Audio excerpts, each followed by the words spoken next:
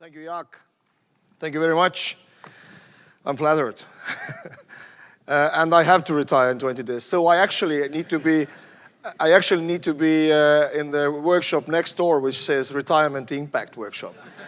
But I still wanted to take this opportunity to talk to you here about a topic I don't know anything about. And that is the problem with guys like me. We talk about it, but they are hackers and specialists and your guys around here who know everything about it. What can I add to that discussion? Well, and in addition, Jaak, I think, took most of my speech already away by speaking about the center, CCDCOE. It is not that easy, and I have not learned it during the last 7 years or more, 10 years actually. But I still want to bring you some of my ideas, not reading from the paper, because it was talking about the CCDCOE, and warn you about certain things. But the first thing I want to mention here now is that I think this conference here and the conference in Tallinn and hopefully one day and Cyclone East are a very big example of the cooperation around the world. But this current conference here and in Tallinn is the example of transatlantic bond we have. So don't take these talks about the European army too seriously. We need to do more in Europe, for sure. But there will be always a place for transatlantic link in the hearts of Europeans. I can assure you that. The second thing which annoys me somehow is that people in these conferences in the last years always talk about emerging threats, new challenges, which, sorry, have been around 20 years now. I got my first computer. It was 486, I think, or something, in 1992, 94. And even before that, it was there. I think it was 93, I don't remember exactly the date, where there's a competition, which is the best invention of the world. What do you think, what was it in 1993? You know this Guinness beer cans have this little ball in it, and it makes the foam right. And what was the number 2 invention? That was World Wide Web. So how wrong we can be with defining. And my problem is that the defense forces, military, are so concentrated on old thinking that they have not been able to be innovative. In the past, military was on the leading edge of the innovation of technology. Internet and emails, one of them. But we have lost the track. We are still procuring computers which can survive the nuclear war. At the same time, the people outside throw the iPhone away and buy a new one which does 10 times more things than the last one, and we are not able to catch up. I think we are on the way, but we are not there. How can we deal with it? I mean, the 2007 Estonian attacks were not attacks, and for sure not military, because it was just scratching the surface. But it made, as Jaak already said, us focus on what was important. I was close to the government work in 2001 as the first paperless, as we called it at that time, government was established. That was the e-government. Estonian ministers were working in the e-government space already 2001.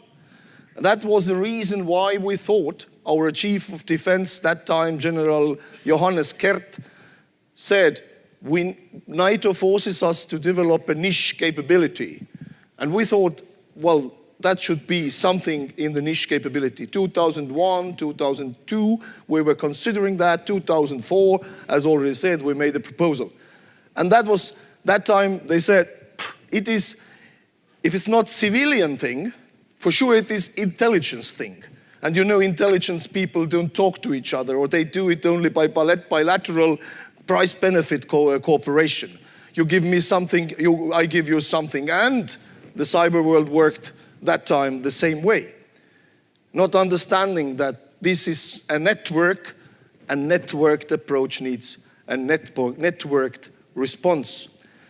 And though 2004 Estonian Defense Forces volunteer force called Kaitseliit National Guard, which is volunteers who want to add to the defense, created a Cyber Defense League, which is people who worked in the banks and private businesses, daily basis, fighting the hackers.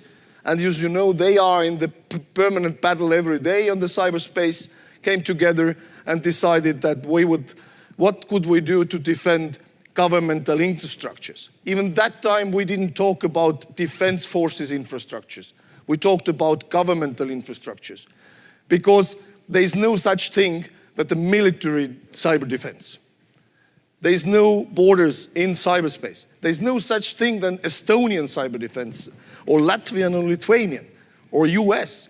It is a network based on the World Wide Web. Web means network. That needs a cooperation between the agencies in the country and between the government in the world in order to deal with it. Are we good in it? I'm not sure. But we try to do. We, as already said, we established the Cyber Command. And we figured out we have one problem. And that problem is not unique to Estonia. Even being a 1 million nation, it is a bigger problem to us. But what is the problem is that we need people. And it was already mentioned. People are important. People are the key of the response. But the competition with the outside world tells us that all the people whom we train, go to the Microsoft and Apple and so on, get 3 times more money, and they're gone. How can we deal with it? What is the way to have sufficient intelligence and train people to deal with the cyber threat? We need to do it, all of us. And that is one lesson learned. It's not about cyber people only. It's about everybody has to be a cyber specialist. Every soldier, every military in the defense forces need to first to know everything about the cyber hygiene. The cyber defense starts from the cyber hygiene. We have introduced the test for every military person in Estonian defense forces 3 years ago. The attack rates went down from 1,000 to 600 to now 200 cases in the month, which means we have decreased it significantly. Everybody needs to be in the personal level aware. Second thing which bothers me as really is, have we been able to operationalize the cyber weapon? Have we got a competitional advantage out of it? No, we are running after the case, not winning it. And there are certain countries which can direct resources better and don't need to bother about their ethics. They are getting better and better on what we still are not able to. And the last thing is, we are preparing for the last war. We military are known for that. But what if this is something new coming? Artificial intelligence, machine learning, and quantum computing will challenge all we do today, perhaps tomorrow. Are we ready? Are we on the ball? Or we just are losing that space again and not able to make it beneficial for us. So we should be thinking more. And how we do it, we need to train not only ourselves, but we need to train our governments. And Estonia took initiative as a European Union. We had the European Union presidency last year. So we decided that we need to train the governments. And we took the prime ministers around the table and did a cyber exercise for prime ministers, that they would understand how it works, what are the patterns they need to follow, especially knowing that they don't know too much about the cyber. And everybody liked it, but everybody recognized these exercises are needed even much more in every government, and they are very different. The government's level of the government expertise is very different. So finally, I just want to say we need to catch the flying plane, jump on, and be ready for the next challenges before they hit us, as they hit us in 2007, cyber attacks in Estonia, and after that in Georgia and Ukraine, etc. Thank you very much.